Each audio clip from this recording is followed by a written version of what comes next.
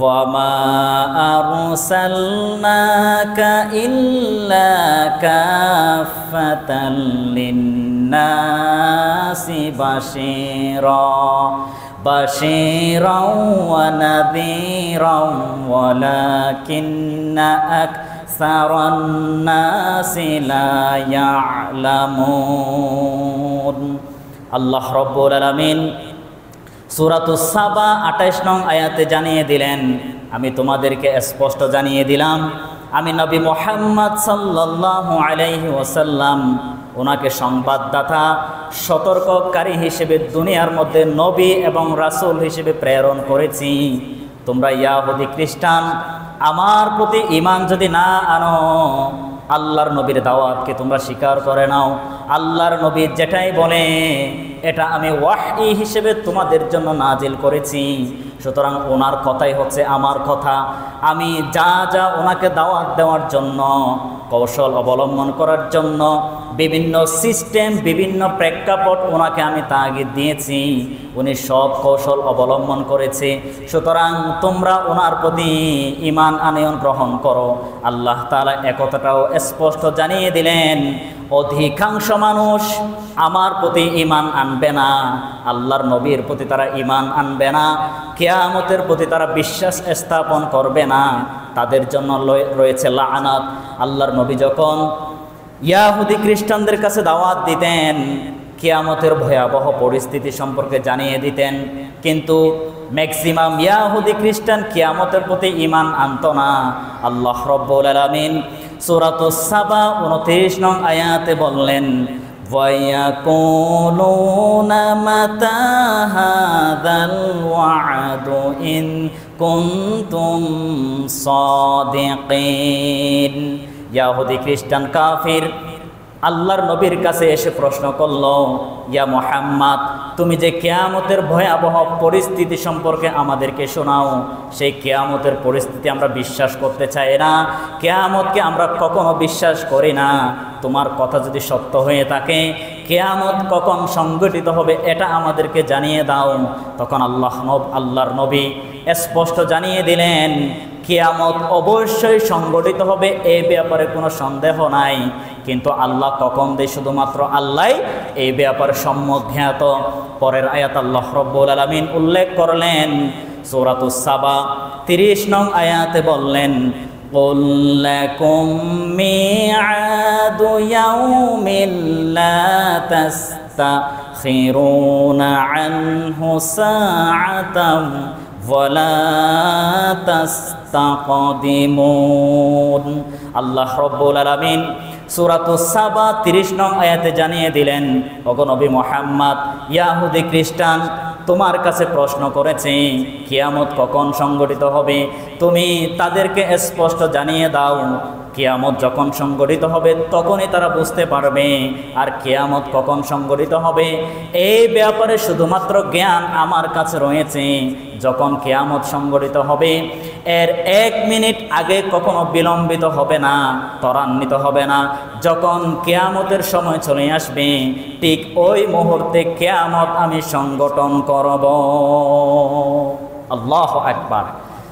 আল্লাহর নবী ইয়াহুদি খ্রিস্টানদেরকে এত দাওয়াত, এত কৌশল অবলম্বন করালেন।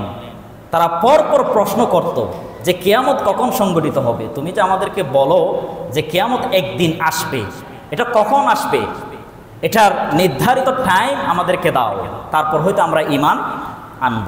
তখন আল্লাহ রাব্বুল আলামিন আল্লাহর নবীকে বললেন, কিয়ামত কখন সংঘটিত হবে এটা শুধুমাত্র আমিই জানি, আর কোনো বান্দা, কোনো নবী, রাসূল এই ব্যাপারে তারা জ্ঞান অর্জন করতে পারবে না। আর এটা কখনো বিলম্বিত হবে না, ত্বরান্বিত হবে না। ১ সেকেন্ড আগেও কিয়ামত সংঘটিত হবে না, আবার ১ সেকেন্ড পরেও কিয়ামত কখনো সংঘটিত হবে না। সুবহানাল্লাহ। এজন্য একজন বান্দা যখন, একজন মানুষ যখন অন্তত মৃত্যু এবং কিয়ামত এই দুটি বিষয়কে যদি ঈমান আনতে পারে, মৃত্যু এবং কিয়ামত এই দুটি বিষয়কে যদি ভয় করতে পারে, তারা কখনো আল্লাহর ইবাদত থেকে, আল্লাহর নাফরমানি থেকে, অরাজকতা থেকে, রাসূল করিম সাল্লাল্লাহু আলাইহি ওয়াসাল্লামের সুন্নাতকে তারা কখনো ডাইভার্ট করতে পারবে না।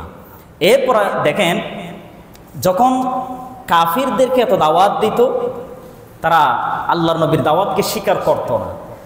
আল্লাহ রাব্বুল আলামিন সূরাতুস সাবা ৩১ নং আয়াতে জানিয়ে দিলেন, ওয়াকালাল্লাযীনা কাফারু লান নু'মিনা বিহাযাল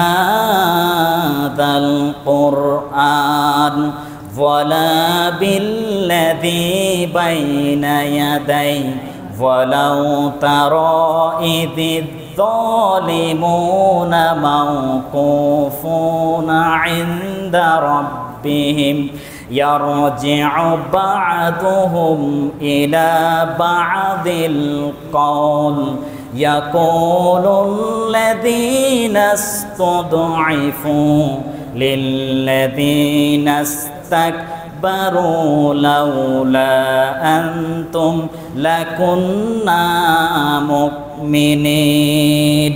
আল্লাহ রাব্বুল আলামিন কাফেরদের ষড়যন্ত্র, কাফেরদের চাল চলন স্পষ্ট কোরআনুল কারীমের মধ্যে ঢুকিয়ে দিলেন। ইহুদি খ্রিস্টান তারা স্পষ্ট স্টেটমেন্ট দিয়ে দিল, আমরা আল্লাহর প্রতি কখনো ঈমান আনব না, তোমার প্রতি কখনো আমরা ঈমান আনয়ন গ্রহণ করতে পারি না, কিয়ামতের প্রতি আমরা কখনো ঈমান আনয়ন পোষণ করব না। এবং বিগত সময়ে আল্লাহ তাআলা যে কিতাবগুলো নাজিল করেছেন, যে গ্রন্থগুলো নাজিল করেছেন, এই গ্রন্থের প্রতি আমরা কখনো ঈমান আনব না, নবী এবং রাসূলদের প্রতি আমরা ঈমান আনব না। কিয়ামতের দিন এই সমস্ত নাফরমান ইহুদি খ্রিস্টান তাদেরকে যখন কিয়ামতের ময়দানে উত্তোলন করা হবে, তারা পরস্পর ঝগড়া ফাসাদ বিবাদে লিপ্ত হয়ে যাবে, তারা পরস্পর কথা কাটাকাটির মধ্যে দুর্বলতা প্রকাশ পাবে। যে সমস্ত অহংকারী মানুষ, যে সমস্ত দাম্ভিকতা মানুষ, যে সমস্ত ক্ষমতার অপব্যবহার চালায়, তাদের নেতৃকর্মী, তাদের ঊর্ধ্বতন এবং নিম্নতম, তাদের মধ্যে ঝগড়া ফাসাদে বিবাদে লিপ্ত হয়ে যাবে। একথাটাও আল্লাহ রাব্বুল আলামিন সূরাতুস সাবা ৩১ নং আয়াতে জানিয়ে দিলেন। যখন কিয়ামতের ময়দানে নেতা এবং নেতাদের শীর্ষ একসাথে কিয়ামতের ময়দানে তুলবেন, যে সমস্ত কর্মচারী নিম্নতম কর্মচারী ছিল, তারা ঊর্ধ্বতন কর্মকর্তা তাদের জন্য দায়ী চাপিয়ে দিবে, আর ঊর্ধ্বতন কর্মকর্তা নিচের কর্মকর্তাদের প্রতি দায়ীভার চাপিয়ে দেওয়ার জন্য চেষ্টা করবে। আল্লাহ রাব্বুল আলামিন তাদের কতুপকথন সূরাতুস সাবা ৩২ নং আয়াতে বললেন, ক্বালাল্লাযীনা ইসতাকবারু লিল্লাযীনা ইসতুদঈফু আনাহনু সাদাদনাকুম আনিল হুদা বা'দা ইয জাআকুম বাল কুনতুম মুজরিমিন। আল্লাহ রাব্বুল আলামিন কিয়ামতের ময়দানে সে সমস্ত অহংকারী, ক্ষমতার অপব্যবহারকারী তাদের সম্বন্ধে বললেন, তারা যে সমস্ত কর্মচারী দুনিয়ার মধ্যে নিযুক্ত করেছিল, নেতৃবর্গ যারা কর্মসূচি হিসেবে দায়িত্ব পালন করত, তাদের জন্য তারা দায়ী চাপিয়ে দেওয়ার জন্য চেষ্টা করবে। তারা বলবে, তোমাদের কারণে আমরা ঈমান আনতে পারি নাই, তোমাদের অশ্লীলতা, তোমাদের অবাধ্যতা, মানুষের সাথে ঝগড়া ফাসাদ, তাদের সাথে মনোমালিন্য, এগুলোর কারণে আমরা ঈমান আনতে পারি নাই। এরপরে আল্লাহ রাব্বুল আলামিন যে সমস্ত দুর্বল মানুষ, যে সমস্ত কর্মী, তাদের কথাটাও স্পষ্ট জানিয়ে দিলেন। আল্লাহ রাব্বুল আলামিন সূরাতুস সাবা ৩৩ নং আয়াতে বললেন, ওয়াকালাল্লাযীনা ইসতুদঈফু লিল্লাযীনা ইসতাকবারু বাল মাকরুল লাইলি ওয়ান নাহার ইয তা'মুরুনানা আন নাকফুরা বিল্লাহি ওয়া নাজ'আলা লাহু আন্দাদা ওয়া আসররুন নাদামাতা লাম্মা রাআল আযাবা ওয়া জা'আলনাল আগলালা ফি আ'নাকিল্লাযীনা কাফারু হাল ইউজজাউনা ইল্লা মা কানু ইয়া'মালুন।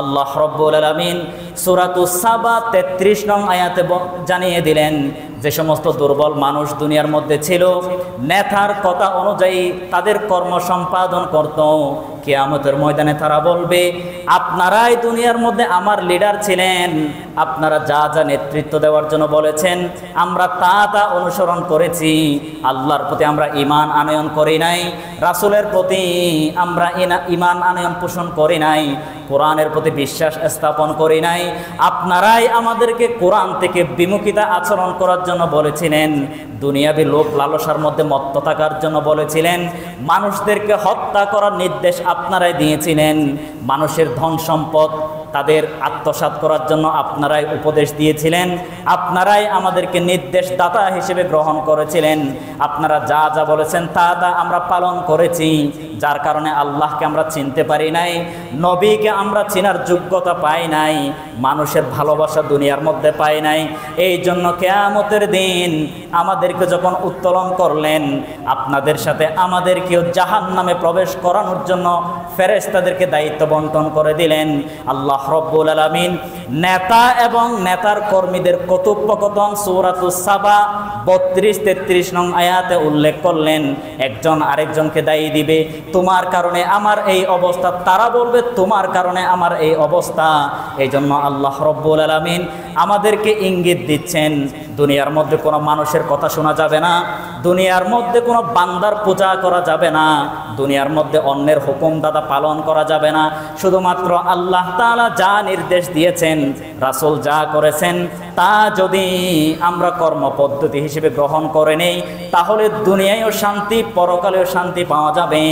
আর আমি আপনি যদি মানুষ যা বলে তা অনুযায়ী কাজ চালাই, মানুষ বলল ওই মানুষকে হত্যা করে ফেলো, তার বিরুদ্ধে মামলা দিয়ে দাও, তার পরিবারকে বন্দী করে রাখো, আমরা যদি তাদের কথা অনুযায়ী তাদের কর্মপদ্ধতি, তাদের কর্মসূচি যদি আমরা পালন করে দুনিয়ার মধ্যে বিশৃঙ্খলা সৃষ্টি করি, এলাকায় যদি বিশৃঙ্খলা সৃষ্টি করি, উপজেলা ইউনিয়নে যদি আমরা বিশৃঙ্খলা সৃষ্টি করি, কিয়ামতের দিন আমাদের পক্ষে কেউ সাফাই গুণগান গাইবে না, আমাদের প্রতি কেউ সাপোর্ট দিবে না, সবাই আমাদের বিরুদ্ধে বক্তব্য দিবে, আমাদের দোষ আমাদেরকেই বহন করা লাগবে। এই জন্য আল্লাহ রব্বুল আলামিন নবী করিম সাল্লাল্লাহু আলাইহি ওয়াসাল্লামকে স্পষ্ট জানিয়ে দিলেন, ওগো আমার প্রিয় হাবিব, তুমি এই আয়াতগুলো তোমার বান্দাদেরকে জানিয়ে দাও, আমার বান্দাদেরকে জানিয়ে দাও, তোমার উম্মতদেরকে জানিয়ে দাও, মানুষ যেন দুনিয়ার মধ্যে ভালো আমল করে, আমলে সলেহ কাজ করে, দৈনিক 5 ওয়াক্ত সালাত আদায় করে, আমি যা যা হুকুম দিলাম তা যেন তারা সম্যক জ্ঞানভাবে পরিণত করতে পারে, আমলে আমলে পরিবর্তন করতে পারে। এরা যদি ভালো আমল করে, দুনিয়ায় যদি ভালো চলাচল করে, মানুষের সাথে উত্তম আচরণ যদি করে, মানুষের হক থেকে যদি নিজেকে মুক্ত রাখে, সুদ ঘুষ রাহাজানি হত্যা লুটতরাজ এগুলো থেকে নিজেকে যদি মুক্ত রাখতে পারে, আমি তাদের সম্পর্কে গ্যারান্টেড দিলাম, তাদের জন্য জান্নাতের দাবিদার আমি হয়ে যাব। আল্লাহু আকবার। একটু ভালো করে বুঝবেন, আল্লাহ তাআলা যে আয়াতগুলো বর্ণনা করলেন, এই যে দুনিয়ার বাস্তবতা আমাদেরকে শিখালেন, কিয়ামতের ময়দানে যে সমস্ত নেতা ক্ষমতাধর তাদেরকেও তোলা হবে, আর যারা কর্মী, যারা এদেরকে অনুসরণ করে তাদেরকেও তোলানো হবে। যখন ক্ষমতাধর তারা বলবে, তোমাদেরকে আমরা কর্মী বানিয়েছিলাম, তোমরা সমাজে লুটতরাজ করেছো, মানুষের সাথে ধন সম্পদ আত্মসাৎ করেছো, মানুষের প্রতি জুলুম করেছো, তোমাদের কারণে আমাদেরকে জাহান্নামে যাওয়া লাগতেছে। কর্মীরা পাল্টা জবাব দিবে, লিডার আজকে আপনারা সাফাই গাইতেছেন, আপনাদের দোষ ডাকার জন্য কথা বলতেছেন, আপনারাই তো আমাদেরকে খুন করার আদেশ দিয়েছিলেন, আপনারাই তো মানুষের ধন সম্পদ আত্মসাৎ করার জন্য হুকুম দিয়েছিলেন, অন্যের বিরুদ্ধে মামলা দেওয়ার জন্য আপনারাই আমাদেরকে উৎসাহী করেছেন। আচ্ছা, আপনারা নিজেরা বাঁচার জন্য আপনারা আল্লাহর সাথে মিথ্যা কথা বলেন। আমরা সাক্ষ্য দিলাম যে আল্লাহ এই সমস্ত নেতা, এই সমস্ত লিডাররাই দুনিয়ার মধ্যে আমাকে অপকর্ম, অরাজকতা, অশ্লীলতা, ধন সম্পদ আত্মসাতের হুকুম তারাই দিয়েছিল। নাউযু বিল্লাহি মিন যালিক। এখানে কোনো লুকোচুরি কথা আছে? স্পষ্ট কথা, সবাইকে কিয়ামতের ময়দানে তুলবেন। যারা আল্লাহর প্রতি ঈমান আনে নাই, রাসূলের প্রতি যারা ঈমান আনে নাই সকলকেই আল্লাহ রাব্বুল আলামিন কিয়ামতের ময়দানে তুলবেন। আজ বাস্তবতা দেখেন, আমরা যত আল্লাহর নাফরমানি থেকে নিজেকে মুক্ত না রাখব, ততদিন পর্যন্ত সমাজে, রাষ্ট্রে, গোটা বিশ্বে আল্লাহর রহমত থেকে বঞ্চিত হয়ে, আল্লাহর গজব, আল্লাহর প্রশান্তি মুক্ত হয়ে আল্লাহর অশান্তি দুনিয়ার মধ্যে আল্লাহ তাআলা নাজিল করতে থাকবে। এজন্য নিজেকে পরিবর্তন করুন। নিজের সমাজকে কিভাবে পরিবর্তন করা যায়, নিজের ডিস্ট্রিক্ট, নিজের জেলাকে কিভাবে পরিবর্তন করা যায়, নিজের বিভাগকে কিভাবে পরিবর্তন করা যায়, সর্বোপরি নিজের দেশ, গোটা বিশ্বকে কিভাবে পরিবর্তন করা যায়, ইসলামিক থিওরি দিয়ে কিভাবে এগুলো সচরাচর কায়েম করা যায়, এরকম চিন্তা চেতনা আমরা যদি না করি, আমাদের জন্য হতভাগা, আমাদের পরবর্তী প্রজন্ম যারা আসবে তারাও ক্ষতিগ্রস্তদের মধ্যে নিমজ্জিত হয়ে যাবে। দেখেন, এই যে আমাদের প্রাইমারি বিদ্যালয়, প্রাইমারি স্কুল, এখানে ধর্ম শিক্ষা এখনো কিন্তু দেওয়া হয় নাই। আমাদের ছোট বাচ্চা, এদেরকে যদি ইসলাম সম্পর্কে জ্ঞান না দেই, কোরআন হাদিস সম্পর্কে জ্ঞান যদি না দেই, তারা ক্লাস 6, 7, 8-এ গিয়ে কোরআন কি, ইসলাম কি তারা কখনো বুঝতে পারবে না। কারণ স্বভাবত জাত হিসেবে ছোট বাচ্চাদেরকে আপনি যেটাই শিখান, মৃত্যুর আগ পর্যন্ত এটা তারা স্মরণে রাখবে। মৃত্যুর আগ পর্যন্ত তাদের ব্রেইনে এটা একেবারে নিখুঁতভাবে অটুট থাকবে। বড় হলে যা পড়ে তা কিছুদিন পরে ভুলে যায়, কিন্তু ছোটবেলায় যা যা পড়ে সব কিছু ব্রেইনে ধারণ রাখে। এটা আল্লাহর পক্ষ থেকে স্পেশাল একটা মুজিজা। এখন সেই অবস্থায় আমাদের বাচ্চাদেরকে, আমাদের শিশুদেরকে কোরআন সুন্নাহর জ্ঞান যদি আমাদের প্রাইমারি লেভেল থেকে যদি না পায়, তারা হাই লেভেলে গিয়ে সেই জ্ঞান কখনো অর্জন করার সুযোগ পাবে না। এজন্য ধর্মীয় শিক্ষক না দিয়ে নাচ গানের শিক্ষক তারা দিয়েছে, নিয়োগ বিজ্ঞপ্তি দিয়েছে। অথচ বাংলাদেশ 96% মুসলমান হিসেবে ইসলাম শিক্ষা, ধর্ম শিক্ষা আগে বহাল থাকাই লাগবে ইনশাআল্লাহ। এজন্য আমাদের অভিভাবক যারা আছে সচেতন হওয়া লাগবে। এই যে কিয়ামতের ময়দানে সকলকে আল্লাহ তাআলা তুলবেন, কিয়ামতের ময়দানে তো প্রশ্ন করবেন, তোমরা তো আল্লাহর প্রতি ঈমান আনো নাই, আল্লাহকে তো তোমরা চিনো নাই, নবীকে তোমরা চিনো নাই, কিভাবে ভালো অবকাঠামো সমাজে তৈরি করা যায় এটা তোমরা শিখো নাই। তো আমরা যদি আমাদের সন্তানদেরকে সেই গাইডলাইন দেওয়ার সুযোগ করে না দেই, তারা তো বলবে যে আল্লাহ আমার আব্বা সেই ব্যবস্থা করে দেয় নাই, আমার টিচার আমাকে সেই ব্যবস্থা করে দেয় নাই, আমাদের রাষ্ট্রনায়ক সেই ব্যবস্থা আমাদেরকে করে দেয় নাই। তখন আপনারা আল্লাহর কাছে জবাব দিতে পারবেন? কথা বলেন, জবাব দিতে পারবেন? তারা কিন্তু বলবে যে আমাদেরকে আব্বা, শিক্ষক, রাষ্ট্রনায়ক, চেয়ারম্যান, মেম্বার আমাদেরকে সেই সুযোগ দেয় নাই। আগে তাদেরকে বাঁধেন, তারপর আমাদেরকে বাঁধবেন। স্পষ্ট কথা। সুতরাং আমরা আমাদের পরবর্তী প্রজন্মকে যদি ইসলামিক জেনারেশনে যদি আনতে চাই, তাদেরকে অবশ্যই কোরআন শিখাতে হবে, ইসলাম তাদেরকে শিখাতে হবে, বাস্তবতা তাদেরকে বুঝাতে হবে। তারপর দেখবেন আগামীর বাংলাদেশ কোনো নিয়ম পদ্ধতি ছাড়াই বাংলাদেশ সোনার টুকরায় পরিণত হবে। এখন তো বাংলাদেশে অনেক নিয়ম আছে, অনেক নিয়ম আছে, কিন্তু একটা নিয়মও সচরাচর হয় না। কিন্তু মানুষের অন্তরে যখন আল্লাহর ভয় আসবে, তাদেরকে নিয়ম শিখাতে হবে না, তারা নিজেরাই একটা নিয়ম পদ্ধতি করে তারা সেইভাবে গঠন করবে। নিয়ম পদ্ধতি এদেরকে অনুসরণ করা যাবে না, তারা তাদের মধ্য দিয়ে নিয়ম পদ্ধতি অনুসরণ হবে ইনশাআল্লাহ। সেই প্রজন্ম যদি আমরা করতে চাই, কিয়ামতের ভয় যদি আমরা লালন করতে চাই, আমাদের সন্তানদেরকে সেই বাস্তবতার মুখে আমরা সেই শিক্ষা তাদেরকে দিব ইনশাআল্লাহ। এবার দেখেন আল্লাহ কি বললেন, দেখেন যে সমস্ত ইয়াহুদি খ্রিস্টান এত নাফরমানি করে, বেশিরভাগ দেখবেন আল্লাহর নবীকে এগুলো শিক্ষা দিচ্ছেন। আরেকটা বিষয় মনে রাখবেন, সূরাতুস সাবা বিশেষ করে 25 থেকে 40 নম্বর আয়াত পর্যন্ত আপনারা বাসায় গিয়ে পড়বেন। কোরআন শরীফ তাফসির না থাকলে মোবাইলের অ্যাপস আছে, অ্যাপসে কিন্তু সরল অনুবাদ, ব্যাখ্যা বিশ্লেষণ, তাফসিরের নাম সব কিছু কিন্তু আছে। রেফারেন্স হিসেবে হাদিসও কিন্তু এখানে নোট করা আছে। এখানে দেখবেন আল্লাহ তাআলা বেশিরভাগ আয়াতে কুল কুল কুল, হে নবী আপনি বলুন, হে নবী আপনি বলুন, এভাবে আয়াতগুলো আল্লাহ তাআলা উল্লেখ করলেন। অর্থাৎ সমস্ত আয়াত আল্লাহর নবীকে শিক্ষামূলক হিসেবে আয়াত নাজিল করেছেন। সুবহানাল্লাহ। এরপর আল্লাহর নবীকে বললেন যে হে নবী, আপনি মক্কার মধ্যে এত তাদেরকে দাওয়াত দিচ্ছেন, কিন্তু তারা দাওয়াতকে স্বীকার করতেছে না। আপনি এটা জেনে রাখেন, আদম আলাইহিস সালাম থেকে শুরু করে ঈসা ইবনে মারইয়াম আলাইহিস সালাম পর্যন্ত যত নবী রাসূল আমি পাঠিয়েছিলাম, এদের দাওয়াত কেউ সরাসরি গ্রহণ করে নাই। আর স্বভাব জাত হিসেবে যারা ধনাঢ্য, যারা অর্থবিত্ত, যারা ক্ষমতাধর, তারাই কিন্তু কোরআনের বিরুদ্ধে, ইসলামের বিরুদ্ধে, নবীর বিরুদ্ধে প্রথম কাতারে ছিল। নাউযু বিল্লাহি মিন যালিক।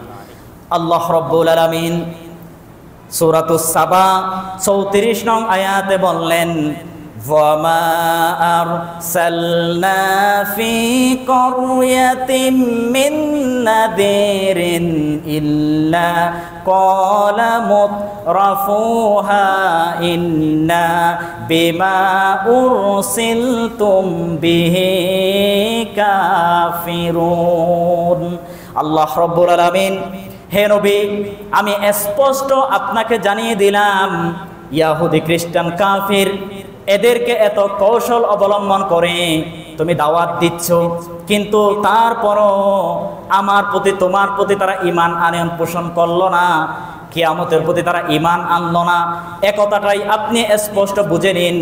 আমি শুরু থেকেই আদম আলাইহিস সালামকে দুনিয়ার মধ্যে প্রেরণ করেছিলাম, শেষ পরবর্তী ঈসা ইবনে মারইয়াম আলাইহিস সালামকে দুনিয়ার মধ্যে প্রেরণ করেছিলাম। প্রত্যেক নবী রাসূল আমি যে যে থিওরি তাদেরকে দিয়েছিলাম, যা যা ওয়াহী হিসেবে নাজিল করেছিলাম, তা তারা নবী এবং রাসূলরা প্রচার করেছিল। কিন্তু দেখা গিয়েছে অসংখ্য নাস্তিক, ইয়াহুদি, খ্রিস্টান যারা বিধর্মী, মূর্তি পূজক, তারা সেই সমস্ত নবী রাসূলদের প্রতি ঈমান আনে নাই। এবং প্রথম কাতারে যারাই ছিল তারাই হচ্ছে ওই এলাকার ধনাঢ্য ব্যক্তি, ক্ষমতাধর ব্যক্তি, যাদের ধন সম্পদ বেশি, তারা আগের কাতারে ছিল। তারা নবী রাসূলদেরকে হত্যা করার ষড়যন্ত্র চালাতো এবং অসংখ্য নবী রাসূলদেরকে তারা সরাসরি হত্যা করেছিল।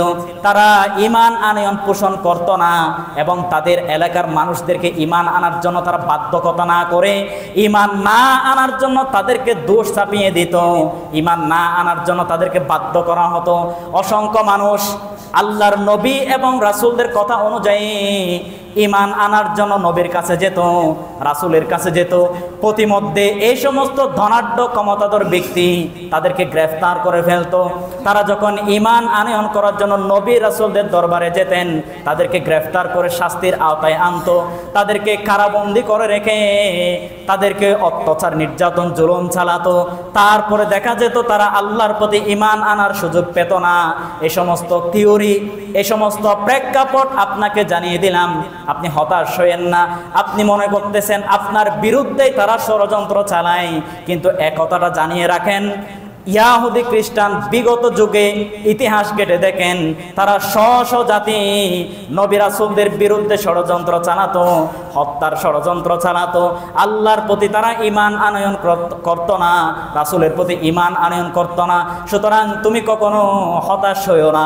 যারা ঈমান আনবে তারা অচিরেই ঈমান এনে আমার জান্নাতের পদার্পণ করবে, আর যারা ঈমান আনবে না, কিয়ামত আসলেও তারা কখনো ঈমান আনবে না। আল্লাহু আকবার। একটু দেখেন, আল্লাহর নবী মাঝে মাঝে হতাশ হয়ে যেতেন, মাঝে মাঝে চিন্তিত হয়ে পড়তেন যে এত চেষ্টা করলাম, এত বুঝালাম, এত থিওরি তাদেরকে দেখালাম, তারপর কেন তারা ঈমান আনে না। নবীজি সবসময় এটা মনে করতেন যে তারা ঈমান না আনার পিছনে হয়তো আমার কিছু দুর্বলতা আছে, হয়তো প্রপার ওয়ে আমি তাদেরকে দাওয়াত দিতে পারতেছি না। আর যদি এই দাওয়াত আমি দিতে না পারি, আল্লাহর কাছে আমার জবাবদিহিতা করা লাগবে।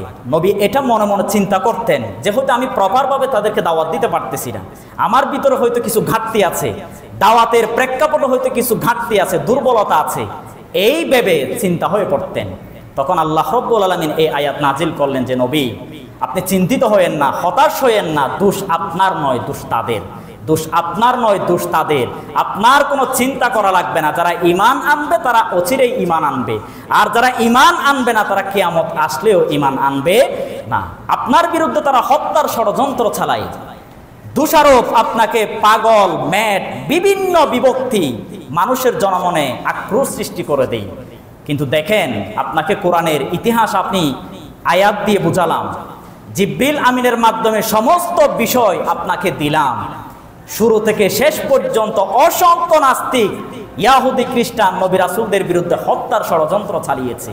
এটা এখন নতুন কোনো কথা নয়, এটা পুরাণ ইতিহাস। আল্লাহ রাব্বুল আলামিন সূরাতুস সাবা 35 নং আয়াতে এটাও বলে দিলেন, ওয়া ক্বালু নাহনু আকসারু আমওয়ালান ওয়া আওলাদান ওয়া মা নাহনু বিমুআযযিবিন। আল্লাহ রাব্বুল আলামিন সূরাতুস সাবা 35 নং আয়াতে বলে দিলেন, যে সমস্ত ধনাঢ্য ব্যক্তি, যে সমস্ত ক্ষমতাধর ব্যক্তি, তারাই সর্বপ্রথম ইসলামের বিরুদ্ধে থাকে এবং তারা মনে করে আমার ধন সম্পদ রয়েছে, আমার অর্থবিত্ত রয়েছে, আমার সন্তান সন্ততি রয়েছে, এদের কারণে কখনো আল্লাহ আমাদেরকে জাহান্নামে দিতে পারবে না। দুনিয়ার মধ্যে ধন সম্পদের অহংকার চালায়, সন্তানদের অহংকার চালায়। তারা এটা মনে করত, এখন যেভাবে আমাদের ক্ষমতা মানুষের কাছে প্রচার করি, যদি কিয়ামত আসেও তখনও আমাদের ধন সম্পদের অহংকার দেখাবো, আমাদের সন্তানদের অহংকার দেখাবো। কিন্তু আল্লাহ রাব্বুল আলামিন স্পষ্ট জানিয়ে দিলেন, কিয়ামতের ময়দানে কোনো মানুষের ধন সম্পদ কাজে আসবে না, ক্ষমতা কাজে আসবে না, সন্তান সন্ততি তাদের কোনো উপকারে আসবে না। সর্বোপরি তাদের কৃতকর্মের কারণে তাদেরকে জাহান্নামে প্রবেশ করাবেন। নাউযু বিল্লাহি মিন যালিক। অসংখ্য মানুষকে দেখবেন ক্ষমতার পাওয়ার মানুষদেরকে দেখায়, টাকার পাওয়ার দেখায়, গোষ্ঠী বংশের পাওয়ার দেখায়, সন্তানের পাওয়ার দেখায়, আমার সন্তান এরকম মানুষ দেখা যায় নাকি যায় না? তারা মনে করে দুনিয়ায় যেহেতু আমি এভাবে চলি, কিয়ামতের ময়দানে আমাদের ধন সম্পদের অহংকার দেখাবো, জান্নাত আমাদেরকে দিবে, জাহান্নামে আমাদেরকে ঢুকাতে পারবে না। এরকম মন মানসিকতা রাখা যাবে? কথা বলেন, রাখা যাবে? যাবে না। এজন্য দুনিয়ায় হয়তো আমরা ধন সম্পদের মালিক, গোটা বিশ্বের ক্ষমতা আমার হাতে, সন্তান আমাদের আছে, কিন্তু এটা মনে রাখবেন, এগুলো দুনিয়ার মধ্যে সাময়িক। আপনি মারা গিয়েছেন, এগুলোর কোনো ভ্যালু আপনার জীবনে আর আসবে না। এই যে অসংখ্য মানুষ মারা যায়, একটা পয়সা কেউ কবর নিতে পারে? কথা বলেন, নিতে পারে? মারা যাওয়ার শেষে আপনার সবকিছু শেষ। এই যে ক্ষণস্থায়ী জীবন, সাময়িক সময়, এই সময়ের মধ্যে আপনি ক্ষমতা পেয়ে, টাকা পেয়ে, সন্তান পেয়ে যদি কিয়ামতকে বলে যান, এটা দুর্ভাগ্যের বিষয় এবং জাহান্নাম ছাড়া আর কোনো গতি থাকবে না। আল্লাহ রাব্বুল আলামিন আমাদেরকে সূরাতুস সাবা আজকে 35 নং আয়াত পর্যন্ত আমরা শুনলাম। আল্লাহ তাআলা আমাদেরকে আমল করার তৌফিক দিক। আরেকটি বিষয়, যেহেতু আমাদের রবিউল আউয়াল মাস চলতেছে, আজকে 11 তারিখ, কালকে 12 রবিউল আউয়াল। আমাদের বাংলাদেশে কিছু কুসংস্কৃতি আছে যে রবিউল আউয়াল মাস আসলে আমরা পাকিস্তান থেকে আল্লাহর আওলাদে রাসূল দাবিদার কিছু মানুষকে এনে গাড়িতে তুলে পূজার মতো, আপনারা দেখবেন কিছুদিন পর পূজাও আসবে, তারা বিভিন্ন গাড়িতে মূর্তি বানিয়ে চারিদিকে মানুষ ঘূর্ণায়মান অবস্থায় পথ যাত্রা দেয়, পথে হাঁটাহাঁটি করে, রাস্তায় হাঁটাহাঁটি করে। তাদের সাদৃশ্য, তাদের নমুনা আমাদের মুসলমানদেরকেও দেখা যায়। পাকিস্তান থেকে আওলাদে রাসূল এনে গাড়িতে তুলে দিয়ে চারিদিকে মানুষ ফুল সজ্জা দিয়ে যাত্রাপথ রাস্তার মধ্যে হাঁটাহাঁটি করে, এটা ইসলাম কখনো এলাও করে না। এটা বিদআত, এটা কুসংস্কৃতি ছাড়া আর কিছুই না। আচ্ছা, আপনারা বলেন, পাকিস্তান থেকে যদি আওলাদে রাসূল বাংলাদেশে আসে, সে যদি আসলেই আওলাদে রাসূল হয়, সে নিজের দেশকে বাদ দিয়ে, নিজের জন্মস্থানকে বাদ দিয়ে বাংলাদেশে সে কখনো আসতো? কথা বলেন, আসতো? এই যে আমরা বিভিন্ন মানুষ চট্টগ্রামে থাকি, ঢাকায় থাকি, বগুড়ায় থাকি, বিভিন্ন জেলায় থাকি, যখন ঈদ আসে, কুরবান আসে, তখন আমরা এখানে থাকি নাকি না নিজের বাড়িতে, নিজের গ্রামে চলে যাই? অবশ্যই নিজের গ্রামে চলে যায়, কারণ ঈদের দিন, খুশির দিন, আমার পরিবার, আমার সমাজ একসাথে আনন্দ করব, এটাই মুসলমানদের ঐতিহ্য। এখন আওলাদে রাসূলের দাবিদার ঈদে মিলাদুন্নবীর নাম দিয়ে উদযাপনমূলক অনুষ্ঠান প্রোগ্রাম করে নিজের জন্মস্থান পাকিস্তান বাদ দিয়ে বাংলাদেশে যদি আসে, এটা বোঝা যায় এগুলো ভণ্ডামি ছাড়া আর কিছুই না। আর এটাও স্পষ্ট জেনে রাখেন, বিশেষ করে সৌদি আরব, ইরাক, মরক্কো, তারপরে পাকিস্তান, ভারত, বাংলাদেশ। এগুলোর ক্ষেত্রে পাকিস্তান, ভারত, বাংলাদেশ আমরা অসংখ্য আলেমকে দেখেছি, অসংখ্য মানুষদেরকে দেখেছি, তারা আওলাদে রাসূল তাদের নামে লাগায়। হয়তো তারা লাগায়, আর নয়তো মুসলমানরা তাদেরকে যারা ভালোবাসে এরা লাগায়। আমার প্রশ্ন, যারা আওলাদে রাসূল দাবি করে, এক কথাই বলি এগুলো ভণ্ডামি ছাড়া আর কিছুই না। এই যে যারা আওলাদে রাসূল দাবি করে, তাদের যে শাজরাতুন নাসাব অর্থাৎ পরিবারের যে বংশ তাপমাত্রা, বংশের যে নিয়ম পদ্ধতি, বংশের যে ধারাবাহিকতা, গাছের মতো প্রলেপ, এগুলো কেউ কি প্রমাণ দিতে পারবে? কথা বলেন, প্রমাণ দিতে পারবে? ১৫০০ বছর আগে আল্লাহর নবী দুনিয়ায় ছিল, আল্লাহর নবীর একজন সন্তানও দুনিয়ায় অবশিষ্ট ছিল না। তার কন্যা থেকে হাসান হুসাইন, ওনাদের থেকে বংশ বিস্তার হয়েছে। আর আমরা বংশ বিস্তার মনে করি পুরুষদের মাধ্যমে।